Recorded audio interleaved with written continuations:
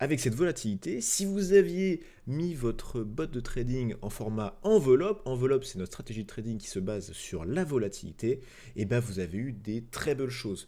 En règle générale, sur ce genre de mouvement, les personnes qui sont en longue vont se faire SL, et nous, et ben à l'inverse, on va profiter de cette volatilité pour rentrer en position. Ici, par exemple, sur l'Ethereum, en une heure, on est rentré en espace de quelques heures au moment où on avait le gros de la crise et on avait une petite incertitude sur comment ça allait se passer, et ben on est rentré 3 fois en position, ici à 2%, et quelques heures plus tard, on est rentré 2 fois en position avec un profit à 1,50 et un autre à 5%, juste avec une stratégie que vous mettez en place 24 heures sur 24, 7 jours sur 7, vous n'avez rien besoin de faire. Dès qu'il y a un peu d'excès de volatilité, vous en profitez. Et bonjour à tous, on se retrouve pour discuter du marché crypto et plus précisément de ce qui peut se passer dans un futur proche et comment en profiter. On ne va pas utiliser l'analyse chartiste ou l'analyse technique parce que c'est très subjectif et que mathématiquement ce n'est pas forcément très exact. À la place, on va plutôt regarder les facteurs macroéconomiques, les différents timings, voir comment on peut profiter des différents événements et ce qu'on peut attendre dans un futur proche à quelques mois. Le marché crypto est fortement indexé aux différents facteurs macroéconomiques, qu'on le veuille ou non, c'est le cas, malheureusement pas. Et ces facteurs-là, on est obligé de les regarder, les différents timings, pour bien comprendre le marché. Qu'est-ce qu'on a comme facteurs qu'on connaît bien? Alors, bien évidemment, ils sont très liés, mais ils sont intéressants. Taux, crédit, equity, ce sont les 3 principaux. Et après, on va avoir des sous-facteurs qui vont faire influer tout ça. On a par exemple l'inflation ou encore le cours du pétrole.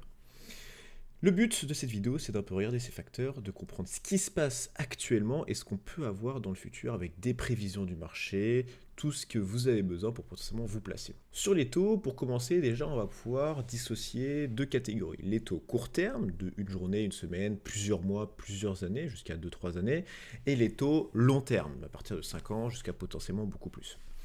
Déjà, on va commencer avec les taux court terme. Les taux court terme sont très élevés. Ça, c'est la conclusion déjà qu'on peut avoir. Quand on regarde déjà, un des taux les plus utilisés sur les opérations, c'est le taux Euribor 3 mois qu'on peut avoir dans les opérations de taux variables, les opérations court terme, tout ça. Et ben, on se rend compte qu'il est très élevé. Alors, il est très élevé pour une raison très évidente, c'est qu'il est très corrélé au taux des banques centrales. Et dans le cas de l'Euribor 3 mois, le taux de la Banque centrale européenne. Vous savez que les taux de la Banque centrale européenne sont très élevés. On a entre autres le taux de dépôt, le taux de refinancement. Et étant donné qu'il est très corrélé, eh ben on se rend compte qu'à chaque fois que les taux montaient, les taux de la Banque centrale montaient, l'Euribor 3 mois montait aussi. Et depuis qu'on a une stagnation des taux, on a notre Euribor 3 mois qui a plutôt tendance à stagner aussi, voire une toute petite descente parce qu'on va avoir des prévisions de baisse sur les taux de la BCE. Donc on a un Euribor 3 mois qui est très élevé, et après quand on passe sur la partie swap, qui va être toutes les opérations qui vont nous intéresser quand vous allez avoir des opérations financières sur du 1 an, 2 ans, 3 ans, toutes les maturités, vous allez regarder le taux de swap correspondant, et ce taux-là va être très important. On regarde encore une fois du court terme, donc par exemple du 2 ans, sur des opérations financières de 2 ans, on va regarder ce taux-là, qui est aux alentours de 3,35, 3,36. Et quand on regarde sur du plus long terme, on a des taux, par exemple 10 ans, qui sont beaucoup plus bas à 2,86. Alors déjà, quand vous regardez ces 2 taux, vous devez vous dire quelque chose qui est assez bizarre, même avec le Euribor 3 mois, ça marche aussi. C'est que le taux de swap 2 ans, donc sur les opérations financières, par exemple de prêt à 2 ans, on va regarder ce taux-là et on va avoir un taux de 3,35. Si on veut faire des opérations de prêt plutôt sur du plus long terme, à 2,80 à 10 ans, on va avoir un taux à 2,86. Donc sur du court terme, on a un taux plus élevé que sur du long terme, ce qui n'est pas forcément très normal. On pourrait se dire que si on emprunte sur du plus long terme, du moins si on fait des opérations financières sur du plus long terme, on va avoir un plus grand risque. Et donc ce risque-là, normalement, on devrait pouvoir le rémunérer avec un meilleur taux, ce qui n'est pas le cas aujourd'hui. Pourquoi ? Parce que les taux de la BCE ont très fortement augmenté. Alors ça va dépendre, le taux de dépôt est à 4, le taux de refinancement est à 4,5. Et donc ces taux très élevés court terme, parce que le taux de dépôt c'est de l'intraday, ça va faire monter les taux court terme, que ce soit sur d'une semaine, 3 mois, 1 an, 2 ans, de manière assez forte. Et les taux plus long terme, comme l'Euribor 10 ans, le swap 10 ans, va être beaucoup moins affecté par cette hausse du court terme. Et donc on se rend compte qu'on a une inversion de la courbe des taux. Les taux court terme rémunèrent plus que les taux long terme. Et ça, normalement, c'est un problème. Parce que pour les entreprises, s'ils veulent se refinancer sur du court terme, ça va leur coûter très cher. Et donc, normalement, quand on a une inversion de la courbe des taux, qu'est-ce qu'on devrait avoir? On devrait avoir ce qu'on appelle une récession. Parce que les entreprises, et du moins l'économie en règle générale, n'arrivent plus trop à se financer sur du court terme à des taux qui sont attractifs. Donc l'activité baisse et donc on rentre en récession. Cette inversion de la courbe des taux, on l'a depuis pas mal de temps quand même. C'est une anomalie de marché qui est là depuis pas mal de temps et on n'a toujours pas de récession. Donc c'est vraiment un moment du marché qui n'est pas forcément très facile à comprendre, mais on a une inversion qui est très forte, alors qui tend à se réduire. Pourquoi? Parce que la très forte hausse des taux d'intérêt de la Banque centrale et donc des taux court terme, c'était pour contrer l'inflation. On a une inflation qui était très importante l'année passée, elle est montée, elle a dépassé 10, et on se retrouve quand même dans une situation où on se rapproche de l'objectif des deux, et pour tout vous dire, les forwards de l'inflation, dans un an, on est aux alentours de 2,10, 2,20. Donc on se rapproche de l'objectif des 2%. Et donc pour essayer d'alléger un petit peu la pression des taux d'intérêt court terme que la Banque centrale impose aux entreprises, ou du moins aux États, normalement ces taux court terme devraient baisser. Et c'est pour ça que cette inversion de la courbe des taux devrait commencer à se réduire. Mais ce n'est pas encore forcément le cas. On est encore dans une pente négative. Et si demain, on a de l'inflation qui repart à la hausse, ça veut dire que la Banque centrale, la réunion du 6 juin, qui est la prochaine réunion de la Banque centrale, aujourd'hui, on a à peu près 85% de chance d'une baisse de 25 BP. Si l'inflation repart parce que des crises géopolitiques, parce que l'inflation repart, parce que, par exemple, le pétrole repart à la hausse, parce qu'on a des producteurs de pétrole qui n'arrivent plus à fournir à cause de tensions géopolitiques, les taux ne baisseront pas et donc ça fera directement remonter les taux court terme. Et donc on pourra potentiellement avoir encore plus de chances d'avoir une récession qu'on n'a pas encore. Mais donc remettre la pression sur les entreprises, sur les États et donc bien évidemment sur l'equity et aussi sur les cryptos. Dans ce contexte qu'on a pu voir de taux très élevés, avec des taux court terme qui sont très élevés, qui vont avoir tendance à baisser par rapport au taux long terme qui lui devrait rester plutôt flat, on a quelque chose qui est plutôt assez rigolo, c'est qu'on a de l'equity qui est extrêmement élevé. Normalement, quand on a des taux très élevés, comme on a pu connaître et qu'on connaît encore, les produits à capital garanti, du moins à taux, sont beaucoup plus intéressants. Les entreprises avec les taux élevés ont un peu plus de mal à emprunter, donc à se développer. Et donc normalement, quand on a des taux très élevés, et c'est ce qu'on a pu voir durant le Covid, le début du Covid, du moins le début de la hausse des taux, ça avait fortement impacté l'equity. Et là, on est dans une condition de marché où on a l'impression que le marché equity s'en fout un petit peu des taux et prévoit totalement la baisse des taux. Et donc, on est sur un marché qui bat des records. Sur le CAC 40, on est extrêmement élevé. C'est pareil aussi pour l'américain. Alors, on a une petite baisse, mais on reste dans des niveaux qui sont extrêmement élevés pour le S&P ou le CAC 40, ou du moins tous les indices en règle générale. Et alors encore une fois, si on reste dans les conditions de marché actuelles avec les prévisions qu'on a actuellement, c'est-à-dire que le pétrole reste à peu près à ces niveaux-là, on a une inflation qui a tendance à baisser, et donc des taux court terme commencent à baisser, on a une pente qui redevient normale, et là, il n'y a pas forcément beaucoup de choses pour dire que l'equity ne va pas juste casser des records parce que ce sera open bar pour y aller. Si vous voulez vous renseigner sur les différentes news macroéconomiques qui vont avoir lieu dans les prochaines semaines, alors déjà vous avez les réunions de la BCE, c'est le 6 juin, la prochaine, et après vous avez la liste sur internet, mais vous n'avez pas besoin d'avoir Bloomberg pour savoir quelles sont les news proches, que ce soit en France, en Europe ou dans d'autres pays. Vous pouvez très bien aller sur TradingView, quel que soit le token que vous avez. Vous allez dans le petit calendrier en bas à droite.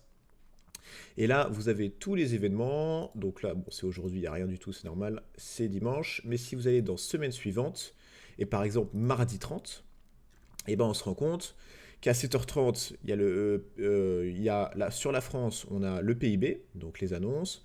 On a aussi l'inflation à 8h45 sur la France, on a le PPI, et si on descend encore un petit peu, on se rend compte aussi qu'à 11h sur l'Europe, on a le PIB, la croissance du moins, et aussi on a l'inflation. Donc c'est des aspects extrêmement intéressants. On se rend compte que le précédent de l'Europe, c'était 2,9. On prévoit 2,6. Si l'inflation est à 2,8, eh ben ça va faire baisser les probabilités d'une baisse des taux court terme à la prochaine réunion du 6 juin. Et donc cette baisse, ça va faire augmenter les prévisions sur la valeur des taux court terme, et donc ça va potentiellement faire baisser le marché. Ça, c'est des indicateurs qu'il faut continuer à regarder. Donc d'un côté, vous regardez l'Europe, vous regardez aussi les États-Unis, bien évidemment, étant donné qu'ils sont très liés. Nous, ce qui nous intéresse, c'est voir un peu comment l'equity, le crédit, le taux et ces différentes dynamiques vont impacter notre marché crypto sur du court terme. Moi, ce qui est intéressant à regarder, c'est que quand on regarde l'equity, alors c'est très lié au taux, ça se passe plutôt bien et ça devrait continuer à bien se passer si on reste à iso-conditions sur le pétrole, l'inflation et les taux. Le pétrole, on a des conflits géopolitiques qui n'ont pas forcément fait exploser le pétrole. Donc sur ça, c'est plutôt rassurant. Sur l'inflation, on a une inflation qui se calme, qui se normalise et qui devrait atteindre l'asymptote des 2%. Quand on regarde des taux, si tout ça reste à peu près normal, on a des taux qui devraient baisser court terme et ils devraient baisser à partir du 6 juin pour les taux de la BCE, à partir du 6 juin de 25 BP, et le marché prévoit à peu près 3 baisses de taux sur l'année 2024. Quand on regarde un peu tous ces timings, et qu'on regarde le timing du Bitcoin, c'est assez intéressant. Pourquoi ? Parce que on a le halving, que vous savez tous, qui est déjà passé sur Bitcoin depuis une semaine, depuis quelques jours. Et on vous avait fait il y a quelques temps un graphique qui représente les différents halvings et l'évolution du Bitcoin après ce halving. Quand on regarde un petit peu ce graphique, alors celui-là n'est pas updaté, mais on est la courbe verte, tac tac tac tac, on avait un peu augmenté, un peu dans la même dynamique que les autres, et là on se situe juste là. Donc le moment 0, c'est 0 jours, c'est le moment du halving, et donc maintenant on incrémente chaque jour. On est à peu près à cette zone-là, et on se rend compte que durant les précédents halvings, ça a commencé, ça a rangé un petit peu, juste après le halving, pour prendre la news, et après ça a commencé à exploser, on va dire 100 jours jusqu'à 200 jours après le halving. Alors, c'est bien évidemment des performances passées. Est-ce que ça va se reproduire ? Je ne sais pas. Mais quand on regarde les timings, on se dit que dans 100 jours, dans 100 jours, c'est aussi à peu près l'annonce de la BCE sur les taux. Donc si la BCE sur les taux va dans le sens de ce qu'on prévoit, c'est-à-dire une baisse des taux et donc un poids, une pression moins importante sur les entreprises et sur les États, donc un equity qui devrait partir, c'est le timing parfait, juste après le Bitcoin, pour suivre cette traîne avec des facteurs macroéconomiques qui vont dans ce sens-là pour augmenter. Donc sur ce truc-là, je trouve ça plutôt intéressant de se dire que le timing, si on reste comme ça, est plutôt beau. Néanmoins, on a quand même beaucoup de volatilité et c'est là où certaines stratégies de trading sont plutôt intéressantes parce que sur du long terme, si on reste comme ça, on devrait augmenter. Mais sur du très court terme, on a des très fortes variations et il faut en profiter. Et c'est pour ça qu'on vous avait présenté à l'époque notre stratégie enveloppe, qui est une stratégie qui est basée sur la volatilité, et c'est super intéressant parce que, comme vous savez, on a eu une crise au Moyen-Orient entre Israël et l'Iran et la Palestine, et ça a mis un peu de tension sur le marché parce que l'Iran est un producteur de pétrole, donc ça peut potentiellement impacter l'inflation, donc les taux, donc l'equity, donc les crypto-monnaies. Avec cette volatilité, si vous aviez mis votre bot de trading en format enveloppe c'est notre stratégie de trading qui se base sur la volatilité, et vous avez eu des très belles choses. En règle générale, sur ce genre de mouvement, les personnes qui sont en longue vont se faire SL, et nous, à l'inverse, on va profiter de cette volatilité pour rentrer en position. Ici, par exemple, sur l'Ethereum, en 1 heure, on est rentré en espace de quelques heures au moment où on avait le gros de la crise et on avait une petite incertitude sur comment ça allait se passer. On est rentré 3 fois en position, ici à 2%, et quelques heures plus tard, on est rentré 2 fois en position avec un profit à 1,50 et un autre à 5%, juste avec une stratégie que vous mettez en place 24 heures sur 24, 7 jours sur 7, vous n'avez rien besoin de faire. Dès qu'il y a un peu d'excès de volatilité, vous en profitez. Et donc quand on regarde tout ça, on se dit, c'est quand même pas mal de se dire que long terme, on a plutôt une version bullish, mais court terme, si vous tradez, sur ce genre de move de marché, ça peut arriver, et ben vous allez potentiellement vous faire SL, et c'est aussi pour ça qu'on vous dit de ne pas SL, de ne pas mettre de stop loss, parce qu'en règle générale, si vous avez un bon risk management, le stop loss va vous faire perdre des performances sur vos stratégies. Et donc sur ce genre de stratégie en volatilité, vous allez en profiter un maximum. Et ici, bon, c'est que sur l'Ethereum, mais quand on regarde le BNB qui est beaucoup moins volatile, et ben on se rend compte qu'on est aussi rentré 2 fois en position avec un beau 3,30% de profit et presque 7% de profit sur le BNB. Donc c'est vraiment très joli. Et même quand on a un petit peu de déchets, on va dire, des trades qui ne sont pas forcément gagnants, overall, sur ce genre de volatilité, on va en profiter. Le Solana, par exemple, qui est très volatile. Ici, on a eu par exemple un trade qui n'était pas passé, donc à moins 1,45. Et d'un autre côté, comme on avait eu beaucoup de volatilité, on est rentré encore plus bas. Et là, on a fait un trade à 2%. Donc déjà, sur ce setup-là, sur cette heure-là, on était gagnant. Et sur le setup d'après, on est rentré une fois en trade ici à moins 3. Mais étant donné qu'il y a eu beaucoup de volatilité, on est rentré beaucoup plus bas. Donc là, on a gagné presque 5,70. Donc déjà, on a récupéré notre baisse. Et on est rentré même encore en dessous à presque 12%. Donc même s'il y a un peu de déchets, il y a tellement de volatilité qu'on va aller chercher nos enveloppes qu'on a shifté à la baisse. Et on va chercher de la performance. C'est pour ça que ce genre de stratégie est très intéressante, parce que quel que soit ce qu'on peut penser du marché, il reste volatile, c'est sa nature, et donc il faut en profiter. Ce genre de stratégie, elle est très pertinente pour de la diversification, parce que vous pouvez très bien avoir des stratégies long terme, vous dire, ok, bah je pense que le marché va augmenter très fortement, donc je veux me positionner, et donc profiter de tout l'alpha de cette hausse, très bien. Mais d'un autre côté, dans des périodes de range, dans des périodes de baisse, et même de périodes de hausse où il y a de la volatilité, ce genre de stratégie, c'est très pertinent pour cette diversification. Dans tous les cas, que vous traitiez à la mano ou avec une stratégie de trading, on vous conseille d'avoir un suivi assez complet et c'est pas forcément évident d'avoir un retour sur vos trades. Qu'est-ce qui s'est bien passé? Pourquoi ça s'est pas bien passé? Qu'est-ce qu'il faut potentiellement améliorer? Les différentes positions en cours, ce genre de choses, et c'est pour ça qu'avec Tristan, on est en train de développer un outil qu'on appelle EdgeTrack, qui va vous permettre de récupérer toutes vos transactions passées et présentes sur un seul et même outil, et ça va vous permettre d'avoir une analyse quantitative sur la performance que vous avez pu avoir, les différents indicateurs, comment l'améliorer, faire potentiellement des projections sur votre manière de trader et ce que vous pouvez potentiellement espérer dans le futur. Donc on va avoir pas mal de fonctionnalités sur cet outil. Il n'est pas encore sorti, il est encore en développement, mais il devrait bientôt être là. Et c'est pour ça que si vous voulez faire partie de la waitlist, les premiers qui vont avoir la possibilité de tester cet outil et de nous faire des retours aussi sur comment l'améliorer, je vous invite à mettre votre adresse email ici et cliquer sur rejoindre sur l'adresse waitlist.edge-track.com. Si je dois conclure, on a une inversion de la courbe des taux qui devrait commencer à se résorber avec les normalement prochaines baisses des taux de la Banque Centrale Européenne, à commencer le 6 jours. Avec cette baisse des taux et cette normalisation, on devrait avoir une pression un peu moins importante sur l'économie, donc potentiellement un equity qui est beaucoup plus à l'aise, même si l'equity se porte très bien et donc normalement devrait encore mieux se porter. On a une inflation qui va se rapprocher de 2, donc de la target de la BCE, donc pas forcément besoin de tenir sur les taux. Et on a un pétrole qui, malgré les crises, reste stable. Dans tout ce contexte, on se rend compte que le délai des 100 jusqu'à 200 jours après le halving est plutôt pertinent par rapport à toutes les news macroéconomiques, et donc on est dans des conditions plutôt favorables pour monter après le halving. Néanmoins, on a quand même beaucoup d'instabilité géopolitique au Moyen-Orient et dans d'autres régions du globe.